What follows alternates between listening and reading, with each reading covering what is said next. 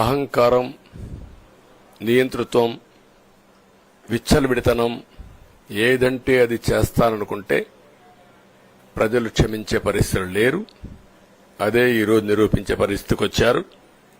ఒక మాటలో చెప్పాలంటే ఈసారి వీళ్ళు చేసింది గుణపాఠం పాలకులకు కాదు, అవినీతి అహంకారంతో ముందుకు పోయే ఎలాంటి ధ్వంసకారులకైనా ఇదే జరుగుతుందని నిరూపించారు ప్రజలు. దానికి మనస్ఫూర్తిగా అభినందిస్తున్నా. అదే సమయంలో 5 సంవత్సరాలు మా కార్యకర్తల పడిన ఇబ్బందులు, చాలా మంది స్లీప్లెస్ నైట్స్, కంటి నిండా నిద్రపోని పరిస్థితి.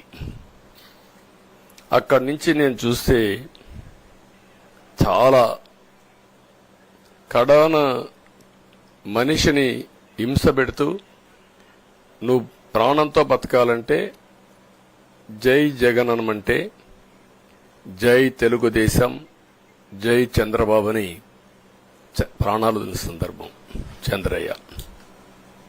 ఇది తలుచుకుంటే ఆ కమిట్మెంటే, ఆ త్యాగాల ఫలితమే ఈరోజు ప్రజాస్వామ్యాన్ని కాపాడుకోగలిగాం. ఒక మా కార్యకర్తలకే కాదు, మీడియా 5 ఏళ్లు మీరు పడిన ఇబ్బందులు, మీరు కోర్టుల చుట్టూరు తిరిగిన ఇది, మిమ్మల్ని సిబిసిఐడి ఆఫీసులో పెట్టి వేధించిన విధానం, అవి తలుచుకుంటే ప్రజాస్వామ్యమే సిగ్గుతో తలంచుకోవాలి. అలాంటి సంఘటనలు జరిగాయి. మేనేజ్మెంట్ని ఒకరినని కాదు, ఎవరినైనా పట్టుకురావచ్చు, ఏదైనా చేయొచ్చు అనే ధీమా వచ్చేసి ఇష్టానుసారంగా ప్రవర్తించే పరిస్థితికి వచ్చారు. అదే సమయంలో ప్రజల మీద, మా పార్టీ మీద సరే, ఈవెన్ జనసేన, పవన్ కళ్యాణ్, ఆయనకు కూడా స్వేచ్ఛ లేదు. ఎక్కడైనా సరే విశాఖపట్నానికి వెళితే ఉన్న పళంగా విశాఖపట్నం నుంచి వెకేట్ చేయాలని తిరిగి, అంటే నగర బహిష్కరణ.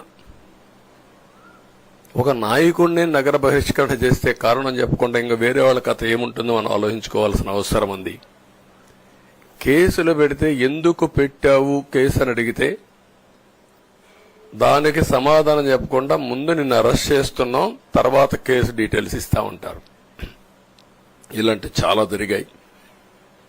ఇవన్నిటికీ పరిష్కారం కోసం ఈరోజు మనం చూసిన తర్వాత ఇది మాకేదో అధికారం అని మేము అనుకోవడం లేదు, ఒక బాధ్యత.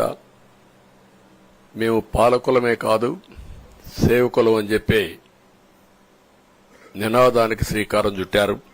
ఇవన్నీ గుర్తుపెట్టుకొని పనిచేస్తాం. నేను చాలా స్పష్టంగా సూపర్ 6 ఇచ్చాం. అదే మాదిరిగా ప్రజాగళం ఎన్నికల మేనిఫెస్టో ఇచ్చాం. ఇవన్నీ కూడా ప్రజల్లోకి బాగా వెళ్ళాయి. ఒక హోప్ క్రియేట్ అయింది. ఇవన్నిటి ఫలితాలే నిన్నొచ్చాయి. అదే మాదిరిగా మేము ఇక్కడ మీరు చూస్తే ఒక పక్క తెలుగుదేశం పార్టీ మొట్టమొదటిసారిగా పవన్ కళ్యాణ్ గారు ప్రభుత్వ వ్యతిరేక ఓటు చేరడానికి వీలు లేదు, ఈ రాష్ట్రంలో మళ్ళా ప్రజాస్వామ్యాన్ని గాని ఈ రాష్ట్రాన్ని కాపాడుకోవాల్సిన బాధ్యత ఉందని చెప్పి ముందుకొచ్చి ఈ యొక్క కూటమికి బీజం వేశారు. వారిని మనస్ఫూర్తిగా అభినందిస్తున్నాం. ఆ తర్వాత బీజేపీ కూడా ఈ కూటమిలో భాగస్వాములయ్యి ముగ్గురం కూడా మీరు ఒక్కసారి ఆలోచిస్తే ఒకరు ఎక్కువ ఒకరు తక్కువ కాకుండా ముగ్గురం కలిసి పనిచేశాం. బేషిజాలు ఎక్కడా లేకుండా మేము ఏదైతే చెప్పామో ప్రజలు గెలవాలి, రాష్ట్రం నిలబడాలి, దీనికోసం పై స్థాయి నుంచి ఢిల్లీ నుంచి వచ్చినటువంటి బీజేపీ నాయకులు గాని, ప్రధానమంత్రి అమిత్ షా గారు గాని, ఇక్కడుండే పవన్ కళ్యాణ్ గాని, తెలుగుదేశం పార్టీ కేంద్ర నాయకత్వం నుంచి కింది వరకు అందరం కూడా ఒక ట్రూ స్పిరిట్తో పనిచేశాం. 175 అసెంబ్లీలు, 25 అసెంబ్లీలు అన్ని పార్టీలకు సంబంధించిన సీట్లుగా ఎన్డీఏలో భాగస్వాములుగా ఒక బాధ్యతతో ముందుకు పోయాం. అందుకే ఈ అనూహ్యమైనటువంటి విజయాన్ని సాధించగలిగాం. ఇక్కడి నుంచి బాధ్యత ఉంటుంది. ఆ బాధ్యతని ఏ విధంగా చేయాలనో అవన్నిటి కూడా ప్రణాళికలు తయారు చేసుకుంటాం. అంటే ఈ 5 సంవత్సరాలు జరిగిన విధ్వంసం మీరు ఒకసారి చూసిన తర్వాత ఇది ఒక 30 సంవత్సరాలకు ఎంత డ్యామేజ్ చేయాలనో అంత డ్యామేజ్ జరిగింది.